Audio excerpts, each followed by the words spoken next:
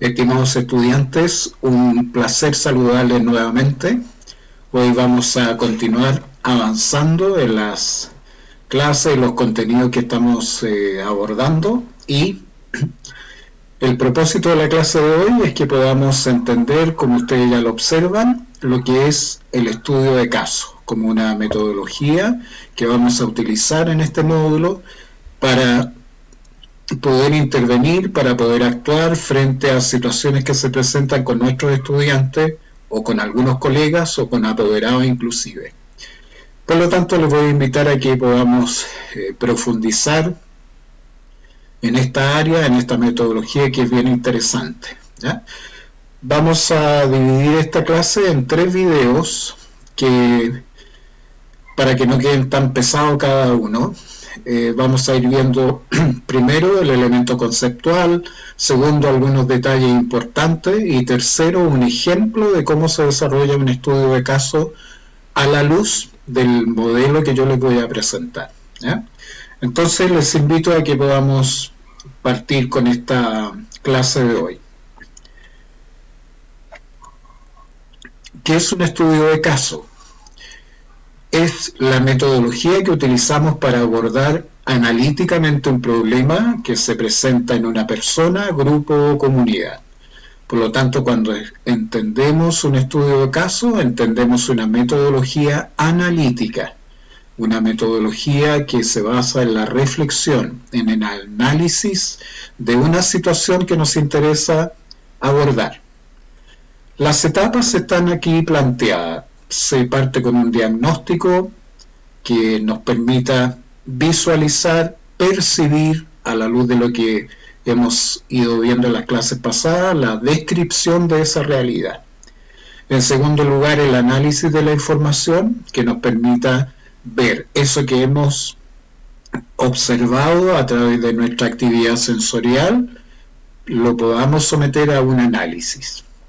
En tercer lugar, elaborar hipótesis junto con preguntas de investigación, preguntas que nos permitan vislumbrar qué es lo que está ocurriendo. En cuarto lugar, cuando se emiten juicios, es decir, podemos determinar qué es lo que está bien o lo que no está bien, lo que ocurrió o lo que no ocurrió. Y finalmente tomar algunas acciones responsables para dar solución a esa situación, ¿ya?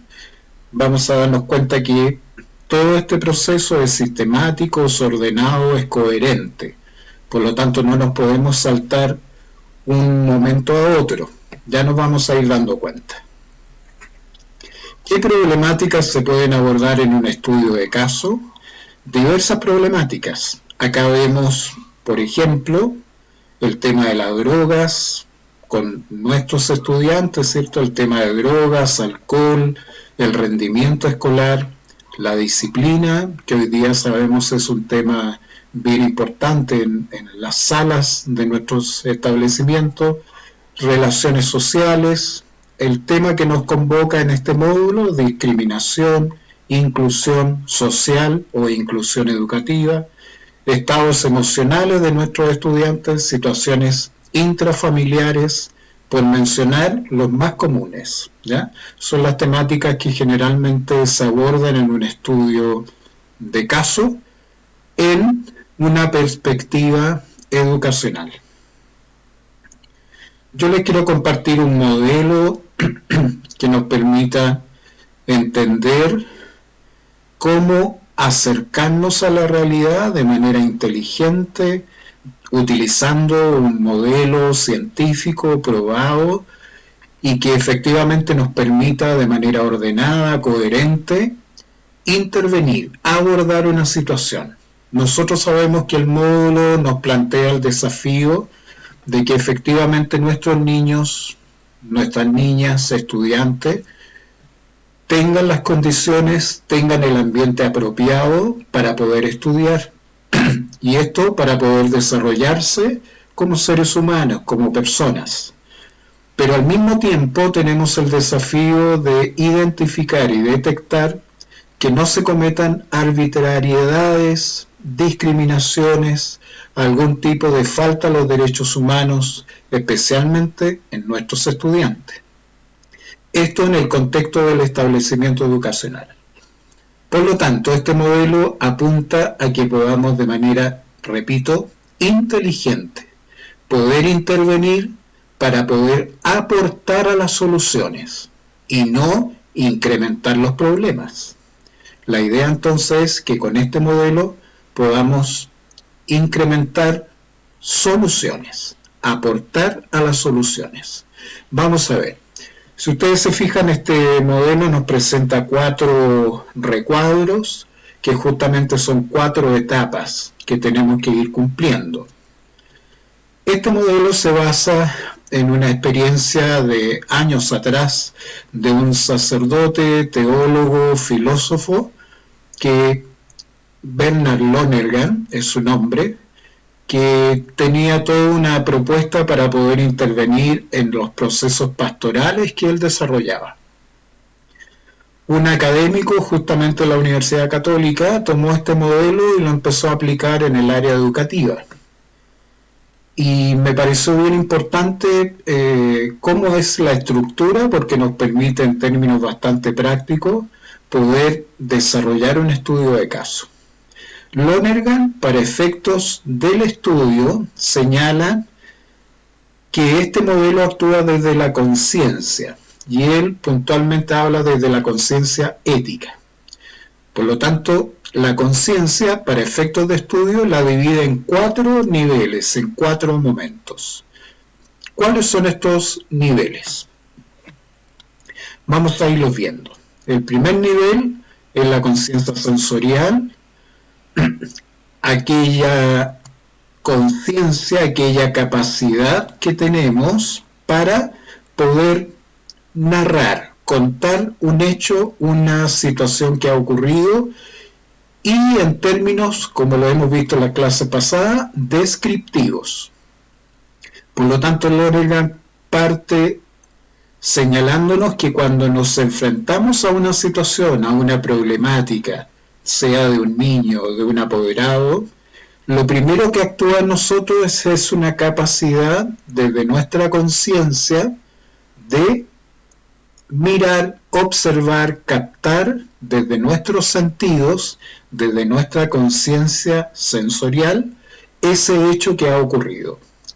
Cuando yo les dé más adelante el ejemplo, se va a ir entendiendo mucho mejor. Solamente estoy presentando los elementos conceptuales.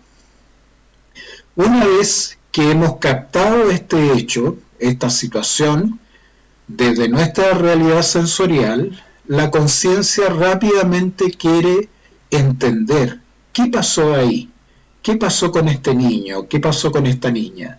Por lo tanto, pasa a un segundo nivel, que es la conciencia inteligente. ¿Qué es lo que se hace en este segundo nivel? Se analiza la información que hemos recibido en el primer nivel. Todos los datos que hemos recibido en el primer nivel, en términos sensoriales, lo que yo vi, lo que yo escuché, incluso lo que uno puede oler, ¿ya? Lo que pude tocar, lo que pude sentir, todos esos datos los sometemos ahora en este segundo nivel de conciencia a un análisis, a una reflexión profunda. Vamos a ver más adelante que este análisis se lleva a cabo a través de preguntas y al mismo tiempo de hipótesis. La conciencia sigue su búsqueda como conciencia ética. Lonergan lo plantea no solo desde la conciencia psicológica, desde la conciencia ética, que busca lo correcto, que busca lo justo. Por lo mismo, una vez que en el segundo nivel nosotros hemos identificado la razón, la causa del por qué ocurrió lo que pasó en el primer nivel, podemos recién ahí determinar en el tercer nivel la conciencia racional que nos permite juzgar.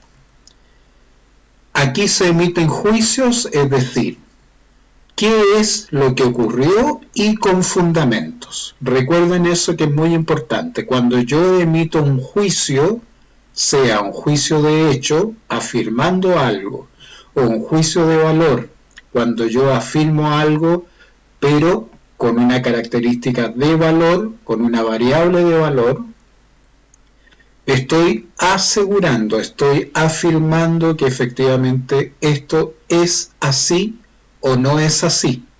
Y desde el juicio de valor estoy estableciendo lo que es correcto y lo que es incorrecto, o lo que es justo y lo que es injusto. Por lo tanto, esta etapa es muy importante porque la conciencia racional nos moviliza, nos dinamiza a poder pasar al cuarto nivel, que es la conciencia ética o la conciencia responsable, que nos permite actuar. De acuerdo a lo que yo considero en el tercer nivel que está bien, yo voy a ver mis acciones. Pero si considero que hay algo que no está bien, que está mal, por lo tanto también mi acción en el cuarto nivel se va a ver orientada de acuerdo a eso que yo considero que no está bien. En otras palabras, aquello que es injusto no lo voy a plantear como una acción. Lo que yo voy a plantear justamente es qué es lo justo. Pero el cuarto nivel nos exige actuar. Es una acción responsable. Yo asumo esta responsabilidad de lo que voy a hacer. Por eso que es importante que este modelo lo podamos entender de manera sistémica, coherente y ordenada. No nos podemos saltar de un nivel a otro. Me permito, para finalizar esta primera parte, señalarles que cuando nos saltamos de la conciencia sensorial al tercer nivel, a la conciencia racional, surgen los prejuicios. ¿Cómo surgen los prejuicios? Cuando yo observo, por ejemplo, una situación y de inmediato la juzgo. De inmediato la juzgo. No tengo tiempo o no me doy el tiempo para investigar o para analizar. Simplemente observo o escucho un comentario y de inmediato emito un juicio sin tener fundamentos, sin saber cuál es la verdad. Por lo tanto, ahí estamos ante la presencia de un prejuicio. Esta conceptualización la voy a explicar en la segunda parte del video. Bien, les pido mucha atención para esta parte porque aquí voy a ir presentando el detalle de cada nivel. ¿Cuál es la conceptualización que utilizamos? Esto es muy importante porque cuando nos equivocamos en los conceptos, nos equivocamos en lo que cada nivel nos exige. La conceptualización es muy importante. Vamos a partir por el primer nivel que yo les decía que es la conciencia sensorial. La conciencia sensorial, como lo dice la palabra, se vale de las percepciones, de toda nuestra realidad sensorial, es decir, de toda la información que llega a través de nuestros sentidos. Todos los sentidos, el gusto, el olfato, la vista, el oído y el tacto. Todos estos sentidos son un instrumento, por decirlo de una manera, que nos permiten recoger información, captar información. Frente a un hecho que ocurre en el colegio, que en el recreo pasó una situación, de inmediato nuestros sentidos se agudizan porque queremos recoger la información que hay ahí. Todos. El oído, la vista, sobre todo, ¿cierto? Porque es lo que queremos empezar a visualizar y escuchar. ¿Qué es lo que ocurrió ahí?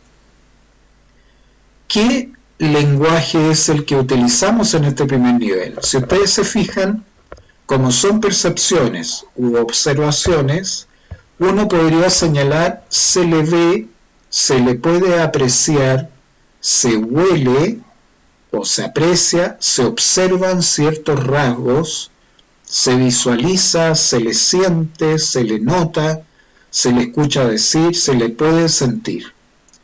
Si ustedes se fijan, no hay ninguna afirmación, no se está afirmando nada. Toda esta estructura conceptual nos permite iniciar la presentación de un dato sensorial.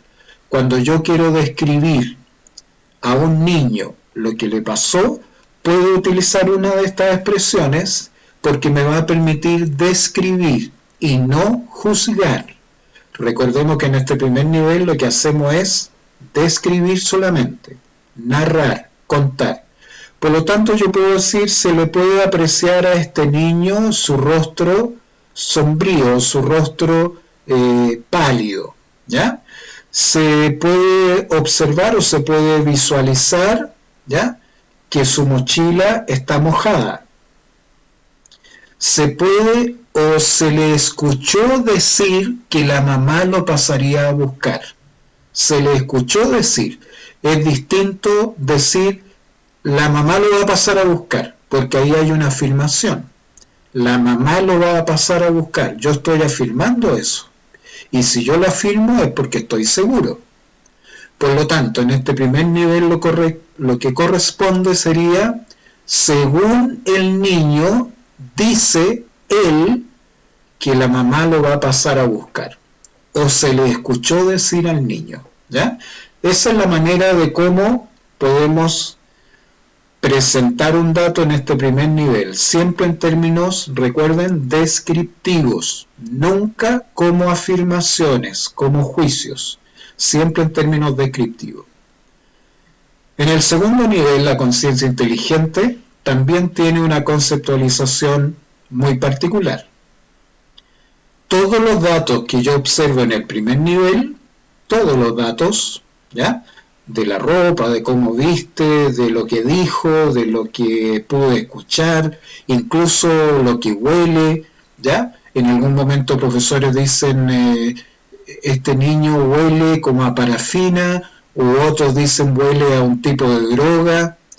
También este dato es importante para poder pasar a este segundo nivel, donde nos formulamos preguntas e hipótesis. Las preguntas en relación a los datos del primer nivel. Todo lo que observamos, lo que captamos en el primer nivel, ahora se somete a un análisis, a una investigación. Por eso que Lonergan lo plantea como conciencia inteligente, una conciencia que se pregunta, que se cuestiona, que analiza, que reflexiona frente a lo que captó en el primer nivel. Entonces, hace dos operaciones, plantea preguntas y elabora hipótesis. Las preguntas, ¿cuáles? En relación a lo que observamos en el primer nivel. Si yo observé al niño que, por ejemplo, observo que permanentemente se rasca su cabeza, yo tendría que formularme la pregunta, ¿a qué se debe, para personalizar, ¿a qué se debe que Fabián frecuentemente se rasque la cabeza? ¿Ya? Si observé otro dato de la mochila mojada, si observo la mochila mojada, me tendré que preguntar entonces en el segundo nivel, ¿por qué su mochila está mojada? ¿Te fijas? Todo lo que yo voy observando en el primer nivel lo someto ahora a interrogante, a pregunta. Y junto con esta pregunta voy a elaborar una hipótesis. ¿Y qué es una hipótesis? Es una posible respuesta. Posible. No es la respuesta final. Es una posible respuesta porque yo estoy intentando dar con lo que ha ocurrido. ¿Qué cosa? Explicarme por qué tiene la mochila mojada, por qué se rasca permanentemente la cabeza. No sé. No tengo la causa, no tengo la información, solamente estoy planteando hipótesis. ¿Cuál sería la hipótesis? Ahí tenemos el lenguaje que se utiliza. Se podría decir que en el baño este alumno se mojó la mochila. Puede ser. Las hipótesis siempre las planteamos en términos de que puede ser. Podríamos pensar que se rasca permanentemente la cabeza porque no se ha lavado el pelo. Puede ser. ¿Se fijan? Lo que pasó en el primer nivel lo sometemos ahora a análisis, planteando preguntas y luego una posible respuesta, una posible explicación. En este segundo nivel vamos a investigar, vamos a sostener todas las acciones para poder dar con la causa. ¿Por qué este niño tiene la mochila mojada? ¿Por qué se rasca permanentemente el pelo? Eso yo lo quiero investigar. Voy a citar a quien yo quiera, como profesor. Algunos compañeros de él, algunos compañeros de otro curso. Si tiene hermanos o hermanas de otro curso, también voy a sostener una entrevista con ellos. Puedo citar a la mamá, a los apoderados, puedo citar a otros profesores, porque quiero recoger toda la información que me permita entender qué pasó con este niño. Puntualmente, con estas dos descripciones que yo he dado, ¿cierto? En el primer nivel hay 8, 10, 15 descripciones, así que piensen ustedes la cantidad de análisis que se hace en el segundo nivel. Aquí yo estoy haciendo a modo de ejemplo solo con 2. Una vez que yo investigo, sostengo las entrevistas de rigor, voy a determinar entonces qué pasó con este niño. Y pensemos que en la entrevista con la mamá nos señala, profesor, lo que ocurrió, que mi hijo desde ayer anda con una picazón en la cabeza porque compramos un champú y le hizo mal. Por lo tanto, a mí también me tiene preocupada esta situación. Ahí yo como profesor empiezo a determinar cuál es la causa del por qué este pequeño se rascaba permanentemente la cabeza. ¿Ya? Y en segundo lugar, ¿cómo nos explicamos lo de la mochila mojada? No nos da el dato la mamá ignoraba eso. Sin embargo, en la entrevista con algunos compañeros dice, profesor, es que nuestro compañero fue a jugar al baño con la mochila y allá se mojó. Por lo tanto, yo ya tengo la información para saber efectivamente qué fue lo que ocurrió con este chico. Recién aquí, cuando yo ya tengo claridad de lo que ha ocurrido, puedo determinar de mis hipótesis, de las que yo había elaborado, cuál era la correcta. ¿Ya? Y justamente una de las hipótesis yo puedo decir, mira, aquí yo en una de las hipótesis planteé que posiblemente había utilizado algún producto en su cabeza que le picaba. ¿Ya?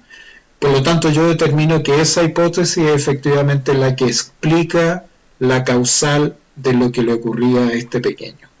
Recién aquí paso al tercer nivel, la conciencia racional, que también tiene su conceptualización. Aquí en este nivel emitimos los juicios, es decir, aquí estamos en condiciones de poder afirmar, de poder determinar qué es lo que ha ocurrido.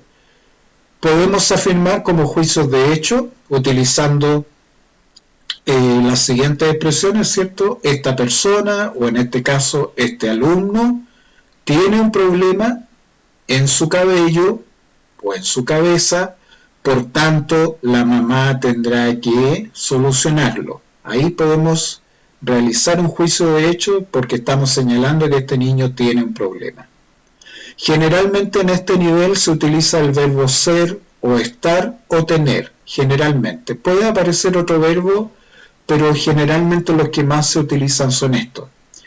El juicio de hecho entonces afirma, este niño tiene un problema en su cabello que la mamá tiene que solucionar. Y el juicio de valor nos permite incorporar un elemento ético, un elemento, como lo dice la palabra, valórico, estableciendo lo que es correcto o lo incorrecto, estableciendo lo que está bien o lo que está mal, estableciendo lo que es injusto o lo que es justo, y estableciendo lo que es la verdad o lo que es la falsedad. El juicio de hecho y el juicio de valor nos dan las luces, nos encaminan, como les decía recién, a saber qué acciones tenemos que tomar, en este caso, con este estudiante. Por ejemplo, ¿a ustedes les parece justo suspender a este alumno hasta que se supere su problema en el cabello? Sería una buena pregunta, habría que analizarlo si eso es justo o no.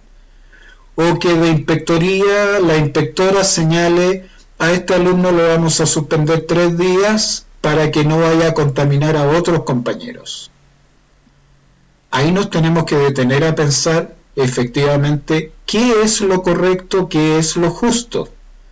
Y aquí participan activamente la familia, los papás, los apoderados, porque efectivamente tenemos que cautelar que en este nivel, tercer nivel, no se cometan arbitrariedades, no se cometan lo que muchas veces lamentablemente en los colegios ocurre, injusticias, acciones, reglas que se estipulan que van en contra del estudiante, ¿ya? Por lo tanto, hemos determinado que este niño requiere del apoyo de la mamá para solucionar este problema, y lo justo es que él continúe en clases. Por ejemplo, es justo que este niño continúe en clases y al mismo tiempo la mamá preocupada de solucionar su problema del cabello, ¿ya? Ahí podemos determinar un juicio en términos de justicia. ¿Qué sería lo justo? Pasamos al cuarto nivel porque ya sabemos qué es lo bueno y qué es lo malo, qué es lo justo o injusto. Por lo tanto, este tercer nivel nos ilumina a nuestras acciones.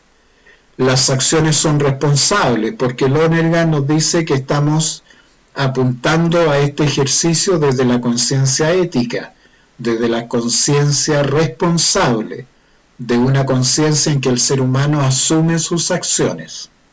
Entonces, el tercer nivel nos ilumina a ver qué acciones podemos tomar. Y aquí vienen las acciones específicas, que ya yo les voy a presentar cuáles son las acciones específicas de este nivel. Lo que solamente les quiero señalar acá es la conceptualización que se utiliza. Frente a esta situación, los profesores partimos de inmediato declarando quién se hace cargo de esto, ¿ya? Es urgente que los médicos, si hay una situación de salud, ¿cierto?, de inmediato los padres deben orientar y partimos de inmediato declarando quién se hace cargo de esta acción y qué es lo que va a hacer después. Entonces, si ustedes se fijan en esta conceptualización, es bien concreta y específica. Lo primero que se va a señalar, quién es el actor que se hace cargo de esta acción. El profesor, el papá, la mamá, la abuelita, el inspector, el profesor jefe, el profesor de asignatura, los compañeros, el psicólogo del colegio, el orientador, la asistente social. ¿Quién? ¿Quién se hace cargo de liderar esa acción? Lógicamente en este nivel pueden ser varias acciones, no solamente una. Pueden ser 3, 4, 5 acciones y de distintos personajes, de distintos actores. No necesariamente recaen en uno solo, ¿ya? Entonces, para redondear, vemos que efectivamente cada nivel tiene su conceptualización y para efecto de presentar un estudio de caso de un niño o de una niña, tenemos que utilizar permanentemente estos conceptos. Elementos importantes a tener en cuenta para que ustedes no los olviden. En el primer nivel, que es muy importante y no olvidarlo por favor, cuando nosotros narramos, contamos, describimos el hecho, vamos a tener que tratar siempre, cuesta un poquito, tratar de ser lo más objetivo posible. Estamos atravesados por nuestra subjetividad, somos sujetos y describimos desde lo que yo considero que es importante. Aquí este nivel nos pide que seamos lo más objetivo posible. Segundo, uso de todas las percepciones, no solo lo que yo vi. También es importante colocar atención a lo que yo escucho, a lo que yo huelo, a lo que yo incluso puedo tocar. Al alumno lo toqué y lo sentí frío, o lo sentí que temblaba. También la percepción táctil es un dato bien importante. Y justo como lo acabo de decir, los detalles son muy importantes. Uno en un momento parece decir, no, pero esto no es tan... Es importante. El color, la fisura, la textura, el tamaño, en dónde ocurrió, en qué lugar, la hora, con quién estaba, todos esos detalles son importantes, porque nos permiten que la descripción sea mucho más completa. Y lógicamente utilizar el lenguaje apropiado, que es el que acabamos de ver recién, la conceptualización aplicada. Si yo me equivoco en la conceptualización, me voy a confundir con las afirmaciones, con los juicios. Por eso que tengo que utilizar la conceptualización muy bien. En el segundo nivel, ¿qué es lo importante? Cuando yo analizo desde las preguntas, desde la hipótesis, partir formulándose preguntas, no respuestas, ¿ya? Este niño seguramente... No, me parto planteando preguntas. ¿Qué preguntas? Como lo decía recién, respecto de lo que pasó en el primer nivel. Frente a cada pregunta una hipótesis. Siempre cada pregunta me va a demandar una hipótesis, una posible explicación. ¿Qué fue lo que ocurrió? ¿Qué creo yo que fue lo que ocurrió? ¿Ya? Se precisa en este nivel una reflexión profunda, indagar. Indagar es investigar, formularse preguntas permanentemente para tratar de entender. Queremos entender en este nivel inteligente qué pasó, qué ocurrió. No hemos emitido juicio alguno, no hemos dicho quién es responsable, quién tiene la culpa. Todavía no se señala nada de eso.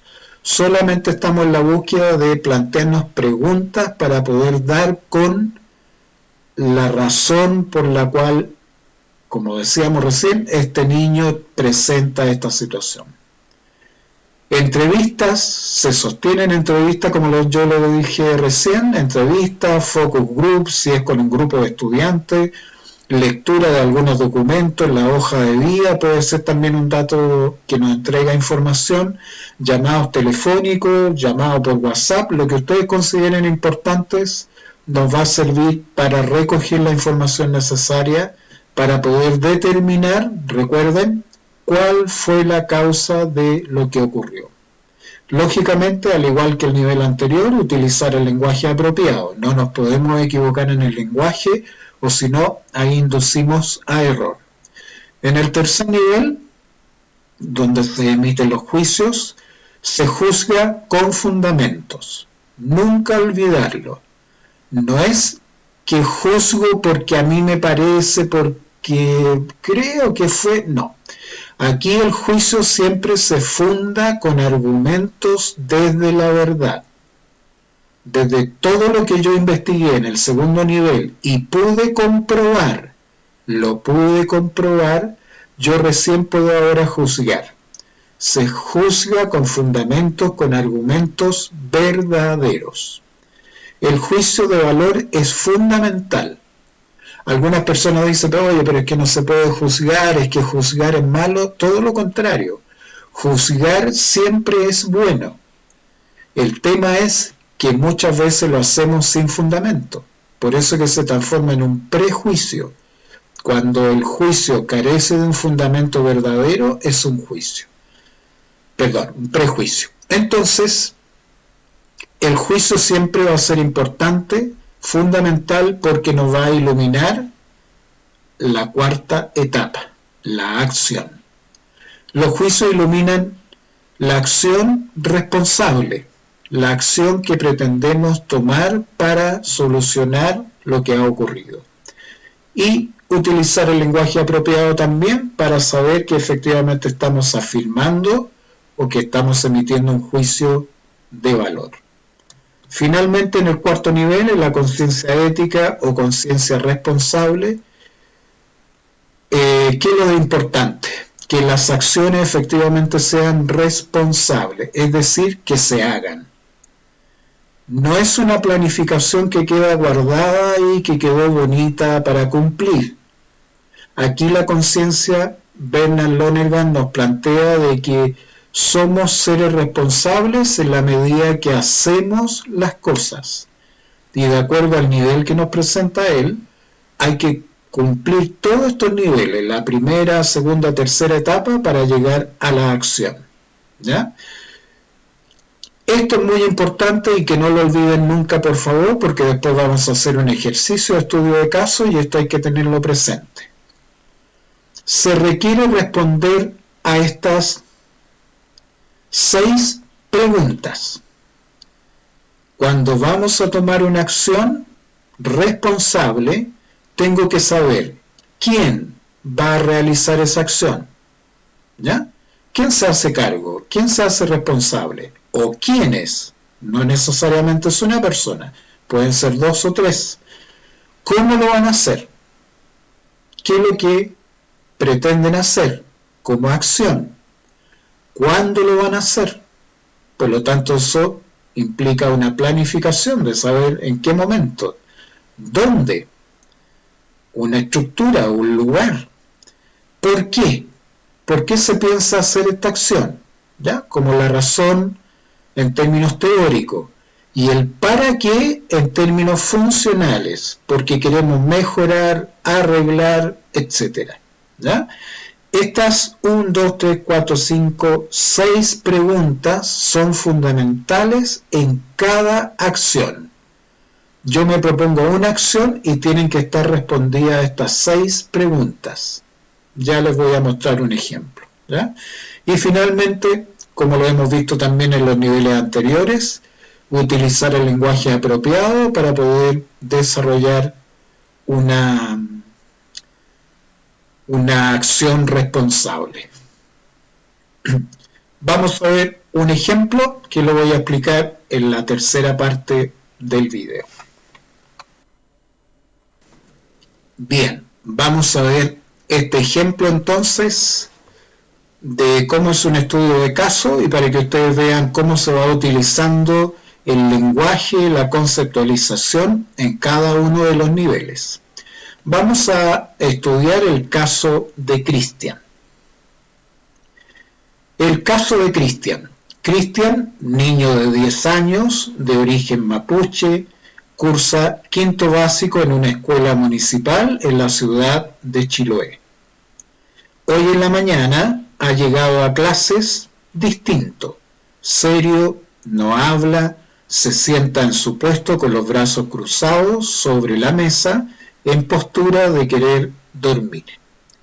A los pocos minutos se le escucha llorar y algunos compañeros se ríen de él. Eso es lo que ha ocurrido, ¿ya? Aquí no sabemos qué le pasa a Cristian, solamente tenemos datos de alguien que nos ayuda a contarnos. Desde los niveles de Lonergan estaríamos diciendo que estamos en el primer nivel, porque aquí estamos solamente narrando, contando lo que ha ocurrido.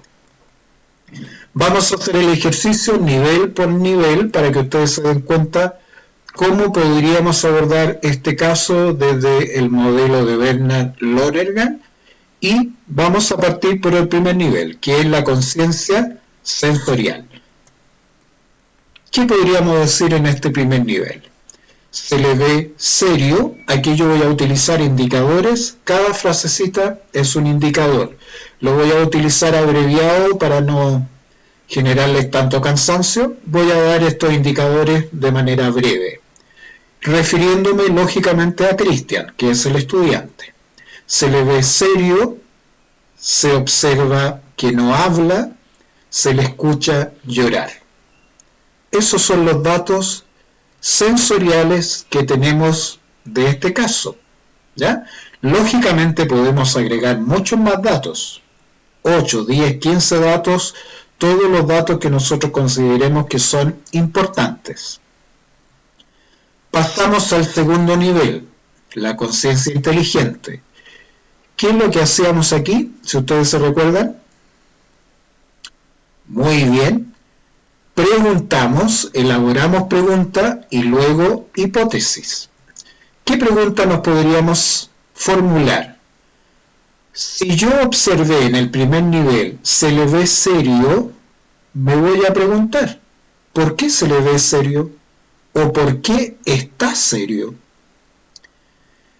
El segundo indicador decía, se observa que no habla. Bueno, yo me podría preguntar, ¿a qué se debe que no hable o que no habla?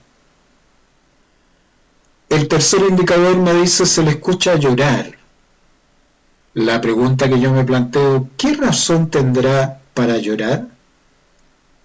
Si ustedes se fijan, todo lo que está como información, como datos sensorial en el primer nivel, lo voy a someter a cuestionarme en base a preguntas, ¿qué es lo que pasa? Porque quiero entender, por eso que es una conciencia inteligente. Quiero comprender, quiero saber qué es lo que pasa acá. Hipótesis. Frente a la primera pregunta que dice ¿por qué se le ve serio? Elaboro la primera hipótesis. Pareciera que está molesto por algo. O yo podría decir, se le pareciera que está serio porque está molesto por algo. También puede ser otra forma, ¿ya?, de mencionarlo. Frente a la segunda pregunta, ¿a qué se debe que no habla? La hipótesis 2 podría ser, posiblemente tiene algún problema. ¿A qué se debe que no habla? Posiblemente tiene algún problema. La tercera pregunta, ¿qué razón tendrá para llorar? Hipótesis 3, pareciera que algo pasó en su familia. Si ustedes se fijan, no tenemos idea si estas hipótesis son verdaderas o no. No sabemos. La única manera que tenemos para saber cuál de estas hipótesis u otras, porque podríamos perfectamente elaborar 8, 10, 15 hipótesis, y recién cuando nos colocamos a investigar, a analizar, a indagar, vamos a dar con la verdad.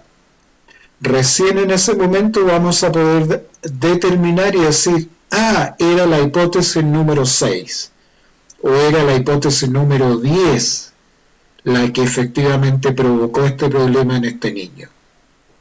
Acá vamos a imaginar que desarrollamos la investigación, hicimos la indagación correspondiente, sostuvimos entrevistas, hicimos focus group con algunos estudiantes, llamamos a la mamá de Cristian porque es una mamá soltera, nos enteramos recién ahí, y dentro de todas estas conversaciones podemos recién determinar y decir, la hipótesis número 1 era la que efectivamente explica lo que le está pasando a Cristian.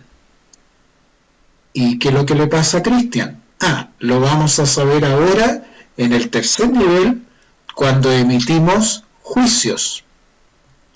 ¿Y qué es lo que pasó con Cristian? Aquí nos vamos a dar cuenta.